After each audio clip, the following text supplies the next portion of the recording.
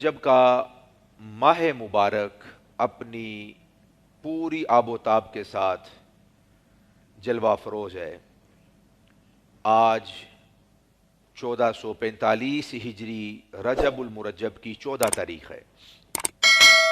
ایک دن پہلے یعنی 13 رجب المرجب کو جب نبی مکرم صلی اللہ علیہ وآلہ وسلم کی عمر مبارک 30 سال تھی، یعنی اعلان نبوت 40 سال کی عمر میں آپ نے فرمایا۔ اعلان نبوت سے 10 سال پہلے جبکہ آپ صلی اللہ علیہ وآلہ وسلم کی عمر مبارک 30 سال تھی، سیدنا حضرت علی المرتضیٰ کرم اللہ وجہہ الکریم خواجہ بطحہ سیدنا حضرت خواجہ ابو طالب رضی اللہ تعالی عنہ کے گھر کعبہ شریف کی عظیم اور بابرکت آغوش کے اندر آپ کی ولادت باسعادت ہوئی۔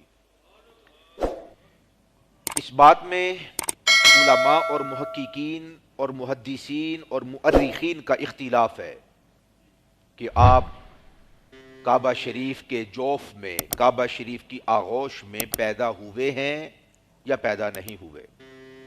بہت بڑا علماء کا، عرفاء کا طبقہ، اولیاء کا، صالحین کا، جو ہمارے مقتدیٰ ہیں، ہمارے رہنما ہیں، ہمارے پیشوا ہیں، جن کو ہم فالو کرتے ہیں، بہت بڑا طبقہ اس بات کا اقرار کرتا ہے اور تصدیق کرتا ہے کہ حضرت مولا کائنات علی المرتضیٰ کرم اللہ وجہہ الکریم کعبہ شریف کی آغوش میں پیدا ہوئے۔ اور اس کے اوپر ایک ضعیف روایت بھی ہے، روایت کو اتنی مضبوط نہیں ہے۔ یاد رکھیے کہ جو بات ہوتی ہے، بات درست ہوتی ہے، نقل در نقل کرنے والے، بیان کرنے والے کمزور ہوتے ہیں تو بات کمزور ہو جاتی ہے، ورنہ پاکوں کی زبان سے نکلا ہوا کوئی ایک جملہ بھی کمزور نہیں ہوتا۔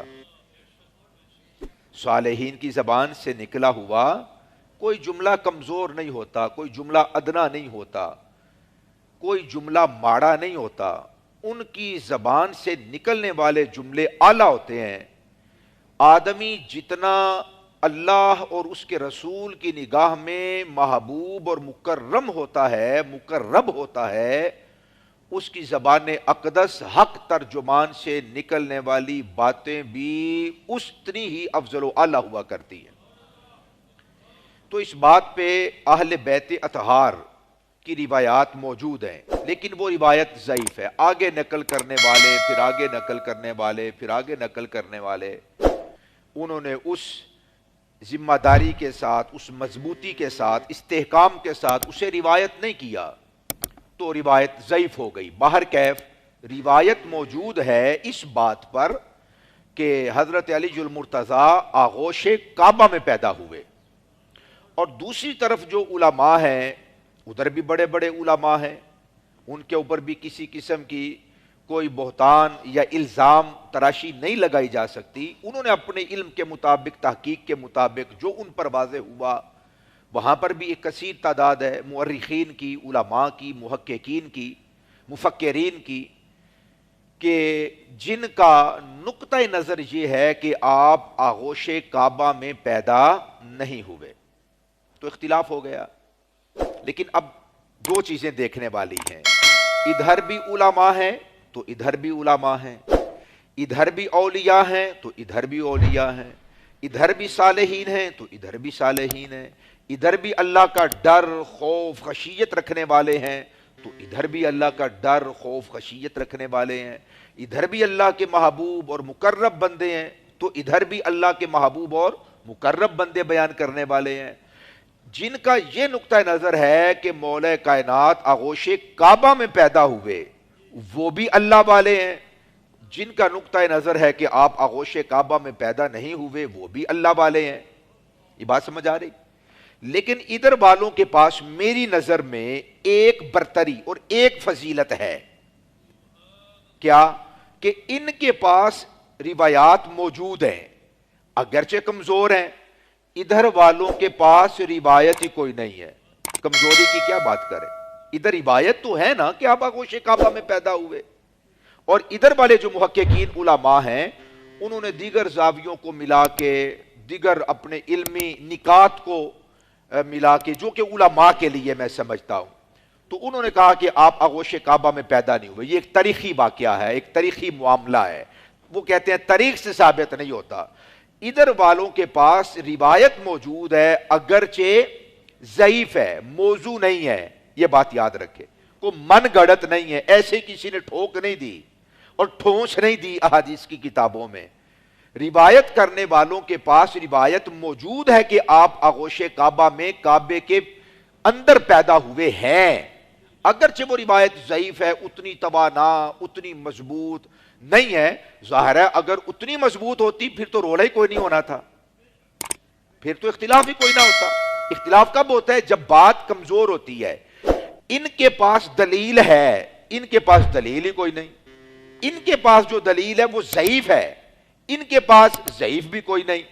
لہذا ثابت ہی ہوتا ہے اس ساری گفتگو سے کہ اس بات میں تو اختلاف ہے کہ آپ آغوش کعبہ میں پیدا ہوئے ہیں یا نہیں۔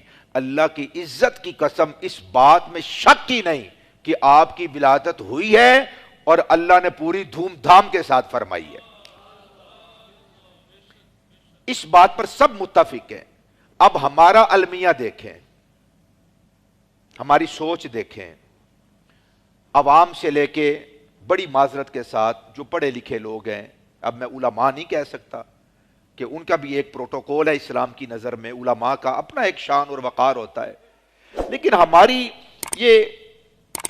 میں یہ سمجھتا ہوں کہ ستم ظریفی ہے، یہ ستم ظریفی ہے، ظلم کی انتہا ہے کہ جس بات میں اختلاف ہے اس کو لے کر پھر اختلاف بھی، نزاع اور جھگڑا بھی کوئی ایسا نہیں کہ جس کے اوپر جھگڑا کیا جائے، گل ہی کوئی نہیں، رولا ہی کوئی نہیں، اس مسئلے پہ رولا ڈالنا، جس مسئلے پہ رولا ہی نہ ہو اس بات پہ جھگڑ پڑنا، جس بات پہ جھگڑا بنتا ہی نہ ہو، عقل مندوں کا کام نہیں ہے۔